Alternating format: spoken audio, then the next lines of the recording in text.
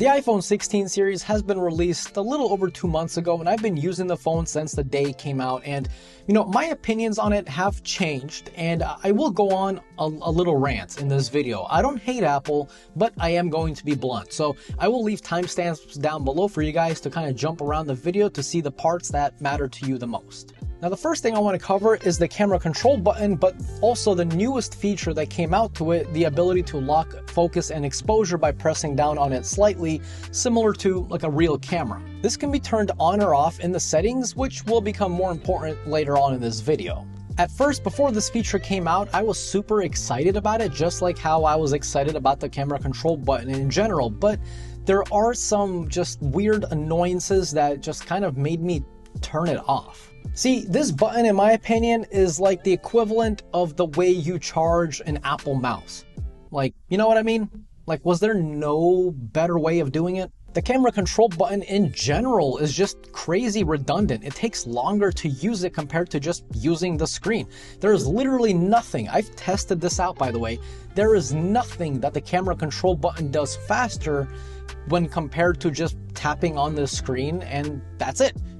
Except launching the camera. Obviously, the camera control button is going to be faster at that because you can do it in any application that you're in. Now, that nifty exposure and focus lock, it works as intended until it doesn't. Let me explain. If you're holding the phone vertically with either hand, it works as intended. If you're holding the phone horizontally though, you won't be able to reach the camera control button without having both hands on your phone. And yeah, I get it, it's supposed to mimic like an actual camera, the one you hold with your hands. It's supposed to mimic that type of feeling. But then I thought about it a little bit more, and even that's not right, because any camera out there, the shutter is right next to your index finger, so you can hold it with both hands or one hand. Now, the annoying part is whenever you activate the camera control button, let's say you're a lefty, you're holding the phone with your left hand, right? You take it out of your left pocket, like I think a lot of people do. You activate the camera control button, boom. You flip the phone over horizontally, and look where the pinky lands. The pinky lands literally right on the camera control button. In fact, I actually activated the camera control button just from my pinky being placed there, So more often than not, whenever you're taking a horizontal photo with one hand, your left hand, it activates the camera control button when you don't need it to. And if you're using it with your right hand, one-handed, you can't control it. So the placement of it is super weird. So like I said, I ended up turning off the exposure lock because I don't want my photos to be randomly blurry, because there's no way to go back on that. And now I just use it just for one thing, launching the camera. So it's basically a glorified action button. Now, the next thing I want to talk about is the build quality, because Apple said this year that titanium has this newer coating that's supposed to be stronger than that on the iPhone 15 Pro Max or Pro series. And, well, I can't really say that's true. My iPhone 15 Pro Max is about 7 months old, and aside from the times I dropped it, there are no scratches anywhere on the sides. But on my 2-month-old iPhone 16 Pro Max, there are scratches everywhere. Personally, I don't really care about the scratches. I just find it funny that Apple said that it's supposed to be tougher, and in fact, at least in my personal use case, it actually ended up being a little bit weaker. But I have Apple Care, so I don't really care too much about the damage. If anything goes wrong, I can get the phone replaced. And I've also been using the Nomad's Good magnetic leather back, so it's kind of perfect for those that don't want to use like a big bulky case, but you also want some extra grip on your phone so it doesn't slip out of your hands like ice. Now, the backing itself is super unique because it's made from actual like real Horween leather made in the US. And of course it's MagSafe, so it just kind of magnetizes to your phone. And there's also these like like these little suction pads right there that just kind of help it stay in place. And yeah, it's literally perfect for those that like want a case without having a case. It's pretty unique. Anyway, if you guys want to see it, link down below. And also, the longer you use it, it will start to kind of patina. Like you can already see the leather kind of darken around the edges. So it kind of adds this kind of like personalization to it. But yeah, anyway, like I said, if you guys are interested, link down below. Now, what about the durability of the display? It's been flawless because I use a screen protector. Now, why do I use a screen protector? Great question. Well, let me introduce you to my iPhone 15 Pro Max. And it's had better days. It's all completely cracked. It looks like it went through nuclear war. And I don't really feel like paying $380 to Apple to get a screen replacement, okay? That's why screen protectors are a lot cheaper. So what can I say about the durability of the display? I can't. I don't want to say anything, and neither should you guys. Don't test it out. No matter what Apple says, it's 10 times more durable. Listen, it'll crack. Don't be stupid. Use a screen protector, please.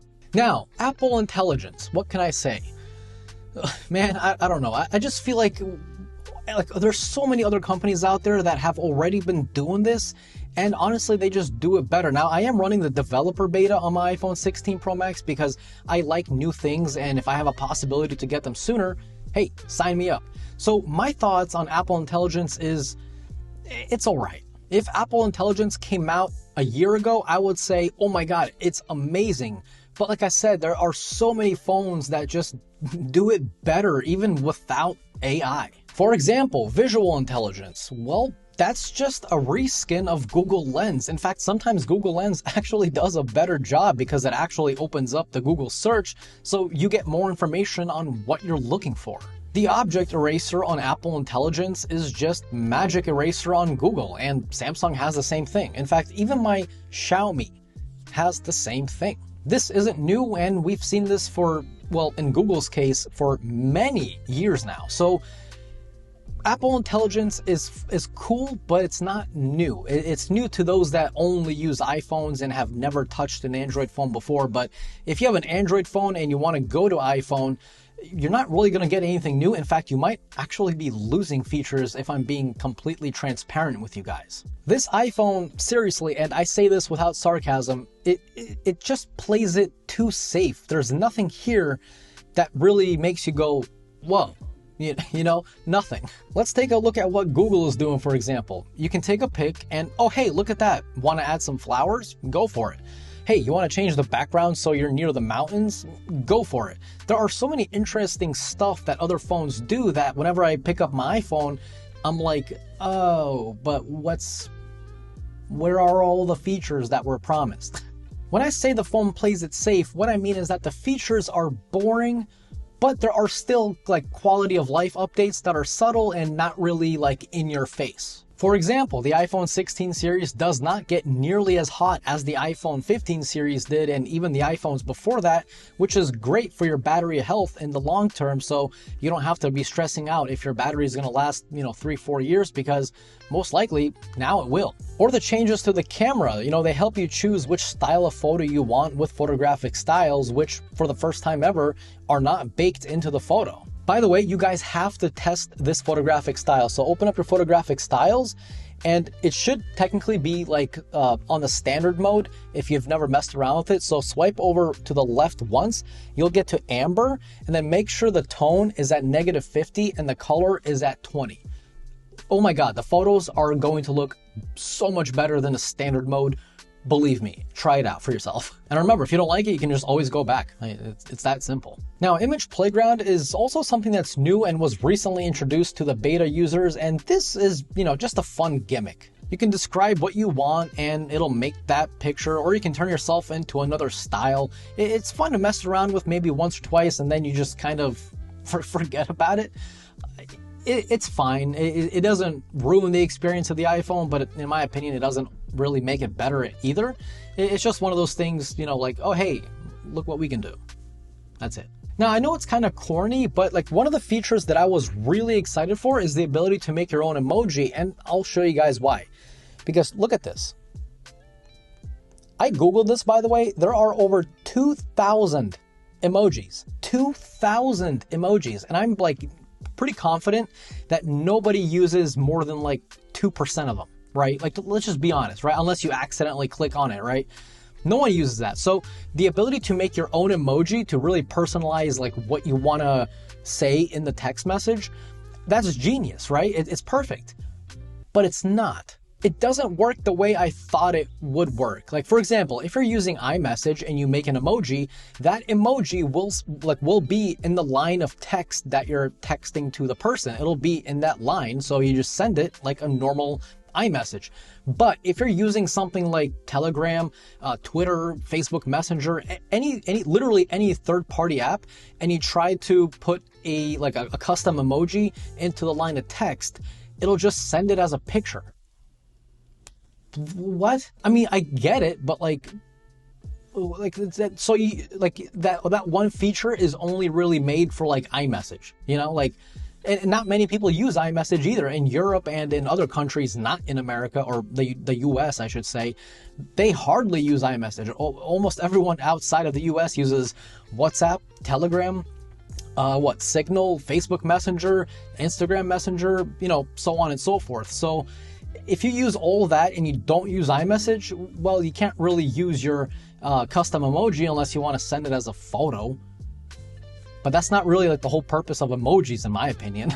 I don't know. It's one of those things where Apple is just giving you like so many cool features, but then there's like, there's a catch, you know? Now, another thing that pissed me off is, hey, look, I'm just being honest here. The new smarter conversational Siri isn't going to be here until iOS 19. And not even iOS 19, but supposedly iOS 19.4, which, guys, is a year and a half away.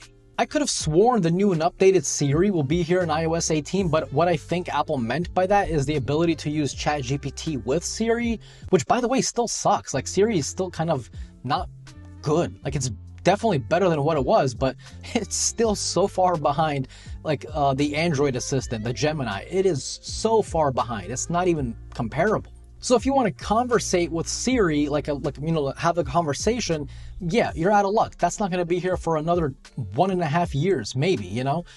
But the funny thing is, you can do that. Like, I'm going to compare because I'm a reviewer and that's kind of my job to compare, so you guys make the best decisions, right?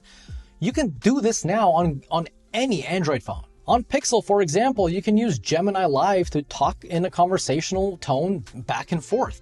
The hilarious thing is you can even do it on iPhone. Just download the Gemini app, top to bottom right, and you're set. It's crazy to me that Google released like this AI conversational thing before Apple did, and it's all like on Apple's devices as well. Like that to me is so funny. Now, I do love video recording on iPhones, though. iPhones truly do it best. From being able to record, 4K 120 HDR with no time limits, or the ability to record 4K 60 ProRes, or even the ability to smoothly zoom in and out between all the lenses without hardly any judder. I've reviewed probably close to 100 Android phones by now, and none of them just record as good as iPhone. Some are catching up, but not as good as iPhone. And even when we're looking at third-party apps like recording inside of TikTok, recording inside of Instagram, that's always better on iPhone as well. And seeing as how this world is kind of moving forward into social media more and more, well, it's no question why a lot of creators out there use an iPhone, especially for in-app recording. In fact, many of you might not know this, but the entirety of last year, I was recording all of my YouTube videos, like my face shots, the thing I'm doing now. I was recording all that using the front-facing camera on my iPhone 15 Pro Max.